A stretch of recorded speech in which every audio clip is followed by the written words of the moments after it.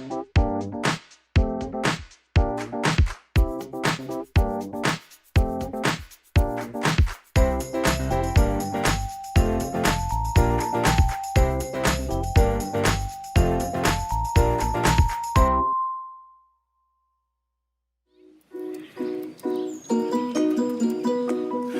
hello, hello. It's really good to see you. I hope you and everyone is doing well. As you can see, it's another beautiful day in the Ville, and I really, really appreciate you taking the time out of your schedule to spend a few moments with me. I'm working on my version of this classic tale entitled Tug of War. I've decided to turn this particular story into a puppet show, and I'm working on my adaptation as of right now. I'm very, very close to being finished. I will tell you, since the last segment, I've had a chance to read a few different versions to get a different perspective from the different authors that created their versions of Tug of War. And I think I'm very, very close to having something that's original, that's from my voice, something that I'm happy with, that tells the story, honors the classic themes and the morals. And I'm really looking forward to being able to present this. But before I tell you a few things that I've kept in mind during my adaptation, and some of the changes that I've made, it's probably important that you know the story. So, what I'm going to do now is share with you my reading of Tug of War. And after that, I'll talk to you about the changes that I've made and what I'm doing and how I will go about voicing or selecting a voice for my characters. Please enjoy my reading of Tug of War.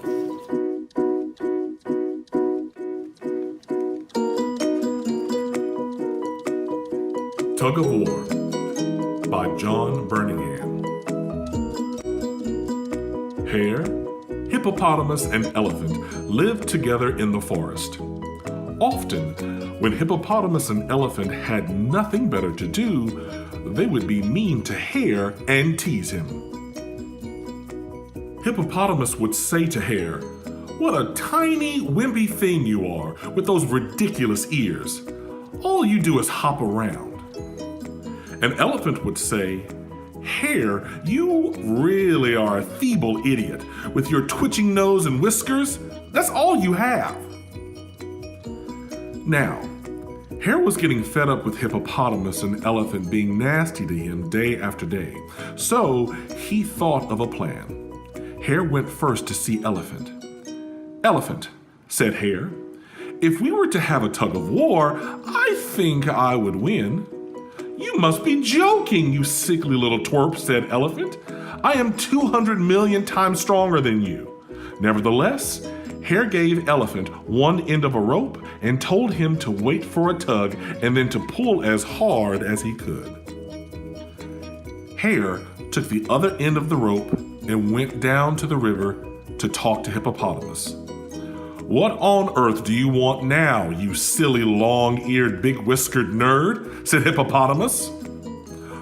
"Although you think I'm a tiny wimpy thing, if you have a tug of war with me," said Hare, "I know I would win."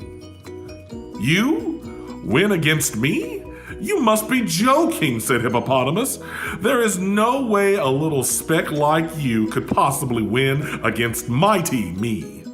"Go on then," said Hippopotamus, taking the other end of the rope. "When you start to pull, I'll tug so hard you'll be flicked into the river." Hare hid between Elephant and Hippopotamus and tugged the rope. In the river, Hippopotamus felt the tug and started to pull. In the forest, Elephant felt the pull on the rope and was amazed at the strength of Hare. And the tug of war began. Elephant and Hippopotamus could not believe how hard Hare was pulling the rope. They pulled into twilight. They pulled through sunset. And they pulled all night long. In the morning, Hare went as close as he could to Hippopotamus without being seen. "Oh, Hippopotamus, aren't you tired yet? You've been pulling for such a long time. Won't you say I am as strong as you? No, I won't. You weak little fool, said Hippopotamus, and pulled even harder. Hare hid near Elephant and asked, Have you had enough, Elephant? Will you say I am the winner? Not in a million years will you ever win against me, said Elephant, and pulled with all his might. Hippopotamus pulled hard, but by now he was getting very tired and could not understand why Hare had not moved and how he could be so strong. Have you had enough, Elephant? Hare asked again. Do you admit that I am better than you? Perhaps, said Elephant with a gasp. You are a little stronger than I thought. Then Hare tiptoed back to Hippopotamus. Oh, Hippopotamus, he said, surely you must now agree that I am the stronger one. You are not quite as weak as I thought, Hippopotamus replied between tugs. Some time later, Elephant and Hippopotamus pulled the rope close enough that they finally came face to face. What are you doing, Hippopotamus? Said Elephant. I thought I was having a tug of war with Hare. So did I, said Hippopotamus. Then they realized that they had been tricked and they were furious. Let's get that little runt, they cried, and thundered off to find Hare. We'll search every inch of the forest until we find that little weed, and then we'll show him, they said. But even though they charged around for hours, they never found Hare because he was already miles away up in the hills. For Hare had proved that although he was not as strong as Elephant and Hippopotamus, he was much more clever. The end. So there it is. What'd you think? Fair enough. Now, let me tell you about two major adjustments that I made or changes that I made in my adaptation or version of the show. Now, after reading a few different stories from different authors, I made two major changes. Change number one, I changed the main character. Some versions of the story has the main character as a hare, others has it as a tortoise. Now, both animals are perceived as being weak, lacking in strength. However, I like the turtle, and I think I'm going to go with a turtle or the tortoise because turtles are slow. I like turtles. They're cute, don't get me wrong. Hares are adorable as well. But the turtle, I really would like the animals, the other creatures in the jungle, to be left with a greater sense of respect for others. And I don't want to have the turtle fleeing for the rest of his life, looking over his shoulder in fear of an elephant or the hippopotamus coming out to give him a good chewing out for tricking them. I really, really like the idea that, of course, the turtle uses his wits to teach them to be more sensitive and open-minded to the feelings of the other animals. So with that in mind, I think I'm gonna go more with the turtle. My second major change is the ending. Like I just said, in that particular version, and there's nothing wrong, but the hippo and the elephant, they find out that they've been tricked and they look throughout the entire jungle searching for this hare. Other versions of the story support the animals getting a greater idea of being open-minded about the feelings of the turtle and other smaller creatures. With that in mind, I think I'm going to lean more towards a happier ending, animals being kinder and more sensitive and more open to the things that they say as it pertains to other smaller animals. Now, with those two adjustments in mind, I think now it's time for me to look and focus on the actual dialogue or what the creatures say to each other. Adapting the story. What does that mean? Well, I'm glad you asked. I have one example from the story that I just read that's going to help me explain the two things that I keep in mind when adapting a story. So, this line here, said by the elephant, from the author reads, "You must be joking, you sickly little turtle. I am 200 million times stronger than you." First thing that I would keep in mind is how.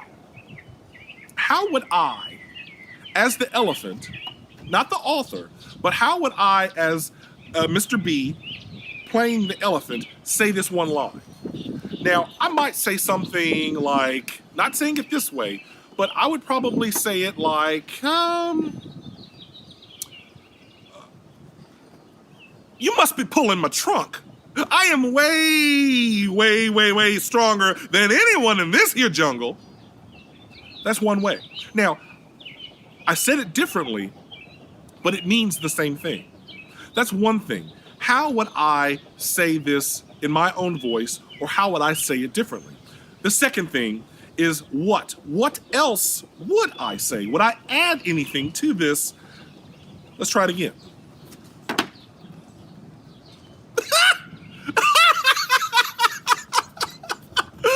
"You must be pulling my trunk.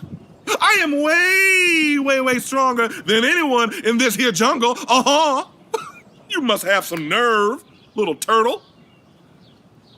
Same thing, same idea, but I added a few extra things. And those extra things, they add up to minutes or seconds. Seconds add up to minutes, and that stretches it out to my 7 to 9 minute time frame that I'm looking for. Now, because I have an entire story to adapt, I've got some work to do. Once I finish, I'm going to talk to you about how I'm going to voice, or how I go about voicing the individual characters.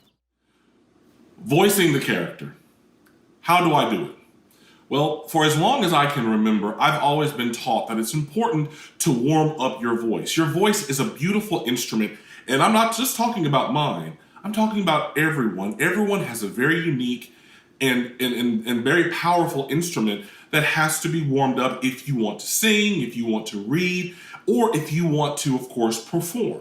Now, there are two warm-ups that I've always done with any project that I've ever taken on. There are two warm-ups that I've always found very, very important and valuable to warming up my voice and getting me ready to read or recite or even sing whatever's put in front of me.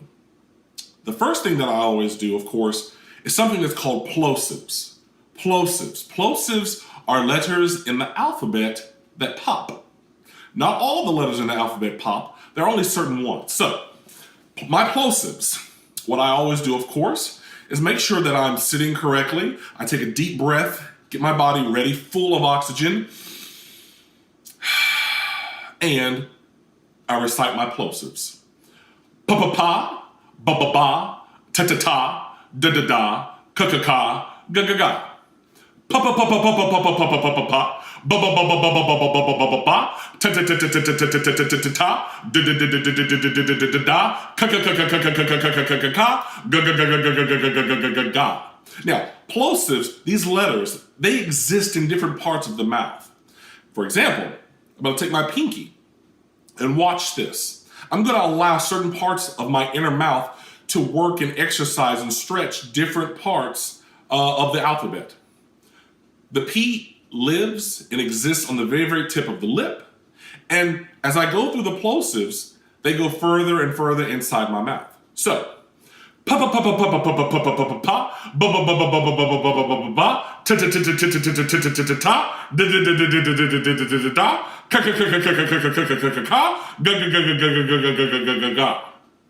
Now, as you can see, different areas inside the inner mouth, they are actually responsible for certain sounds. So it's my responsibility to make sure that every part of my mouth is ready to go. So, one more time. Pa-pa-pa, ba-ba-ba, ta-ta-ta, da-da-da, ka-ka-ka, ga-ga-ga. Those are plosives. Now, this next warm-up is something that I really, really enjoy. It's really going to help me as I move forward. And that is counting from 1 to 10. Now, as I count from 1, and I'm going to start 1, I'm going to say it as high as I possibly can. And as I work my way through the numbers, as I get higher and higher and higher until I reach 10, I'm going to go lower and lower in my voice. Here's the example. 1, 2, 3, 4, 5, 6, 7, 8, 9, 10. Then I'll do that in reverse. 10, 9, 8, 7, 6, 5, 4, 3, 2, 1. And I go through that because that allows me to stretch out my voice. And as I'm reciting the lines that I created for Tug of War, I might make a decision that, well, maybe the tortoise, when I do that exercise, is a 2. Or maybe the tortoise is a 5. Or maybe the tortoise sounds like a number 9. These are the different choices that I'm presented with as I do my warm-ups. Now, if I hear something that I really, really like, I'll stick with it. So right here, I have one line, actually the first line in my version of Tug of War. Now, here it is. Hey, hey, what's the big idea? Watch where you're going, you big mound of blubber. Yeah, that's it. The very first line in my version. So, let me try that on number 1. Hey, what's the big idea? Watch where you're going, you big mound of blubber. I don't know. Let me try it at a 5, which is probably my normal speaking voice. Hey, what's the big idea? Watch where you're going, you big mound of blubber. Okay, that's another choice. Let me try it number 10. Hey, what's the big idea? Watch where you're going, you big mound of blubber. I don't know. As I play with my voice and I try different things, it's going to allow me to figure out what I think is appropriate for different characters. Does one work for the elephant? Does the other work for the hippo? Or does another work for the tortoise? I got a lot of choices to make. Now that my voice is all warmed up, I've got a fully realized, adapted script. I've got work to do. The next time we meet, I'm going to talk to you about the backdrops and making the puppets for Tug of War. Now, before I leave you, I'm going to tell you that I'm going to record my entire script, and you can record it in a few different ways. You can use a cassette tape if you have one. You can record it on a cell phone, or if you have a recording device, feel free to use that. Or, and this is my favorite, especially if you have brothers or sisters or other family members, you can perform it live. You can learn the lines and make it a family affair and just recite it live for the other members in the family that watch the show. Well, I've got to get to it. Thank you so much for watching. If you enjoyed this video, click like or subscribe to this channel. You all know what to do. Until then, stay safe. We'll see you next time. Bye.